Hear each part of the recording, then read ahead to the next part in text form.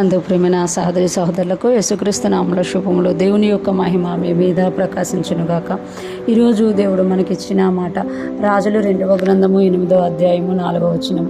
రాజు దైవజనుని పనివాడకు గెహజీతో మాట్లాడి ఎలీషా చేసిన గొప్ప కార్యములన్నిటినీ నాకు తెలియజెప్పమని ఆజ్ఞనిచ్చి ఉండెను.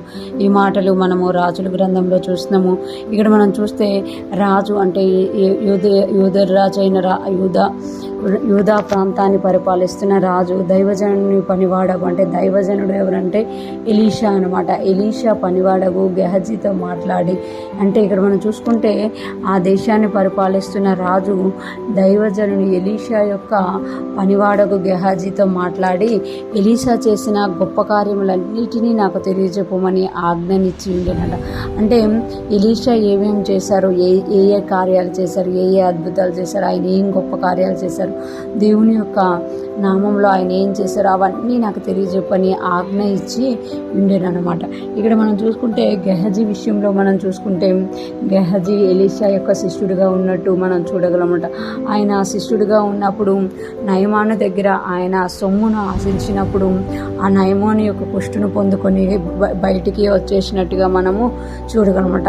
ఒకవేళ ఆ ధనమును కానీ గెహజీ ఆశించకపోయి ఉంటే ఎలీషా లాంటి అద్భుతాలు చేసేవాడిగా గెహజీ ఉండేవాడు. ఎలీషా యొక్క తర్వాత ఎలీషా అభిషేకాన్ని గెహజీ సంపాదించుకునేవాడిగా, గొప్ప కార్యాలు చేసేవాడిగా ఉండేవాడు. కానీ ఆయన చేసిన చిన్న పొరపాటు వలన ఏమైపోయాడు అని అంటే బయటికి నెట్టివేయబడ్డాడు అనమాట. ఇక్కడ మనం చూసుకుంటే రాజు ఆజ్ఞాపించాడంట. ఏమని అనంటే ఎలీషా చేసిన గొప్ప కార్యములన్నిటి గురించి నాకు తెలియచెప్పు అని. అంటే రాజు వినడానికి ఇష్టపడుతున్నాడు అనమాట. ఎలీషా గారి ద్వారా దేవుడు ఏమేమి గొప్ప కార్యాలు చేశారు, ఏమేమి జరిగించారని. అలాగా గెహజీ చెప్పేవాడిగా ఉన్నట్టు మనం అక్కడ చూడగలము. ఈరోజు ఫ్రెష్ మనం వింటున్న ప్రతి ఒక్కరూ జ్ఞాపకం చేసుకోవాలి.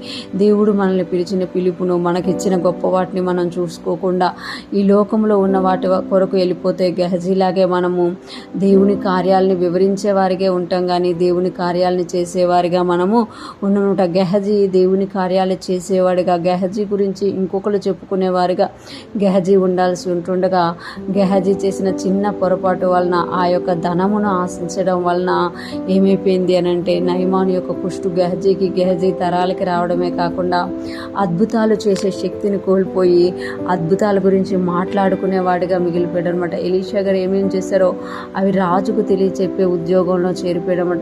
ఈరోజు ఫ్రెష్ మనం వింటున్న ప్రతి ఒక్కరూ జ్ఞాపకం చేసుకోవాలి.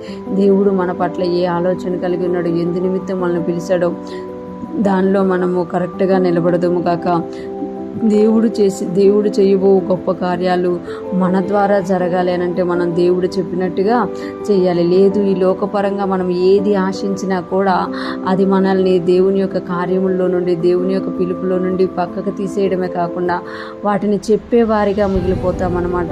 అంటే మాట్లాడేవారిగా మిగిలిపోతాం, కానీ అవి చేసేవారిగా మనము ఉండలేకపోతాం. ఈరోజు ఫ్రెష్ మనం వింటున్న ప్రతి ఒక్కరం కూడా గెహజీలాగా కాకుండా దేవుని కార్యాలు చేసేవారంగా, దేవుని గొప్పతనాన్ని అనేక మందికి చూపించేవారిగా మనం ఉందముగాక.